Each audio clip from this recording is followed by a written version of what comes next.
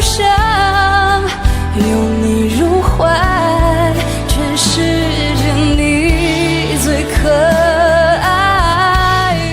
单依纯参加了《中国好声音》，靠翻唱周兴哲的冷门歌《永不失联的爱》一举爆火，成了夺冠大热门。在我心目中，单依纯可能已经是冠军。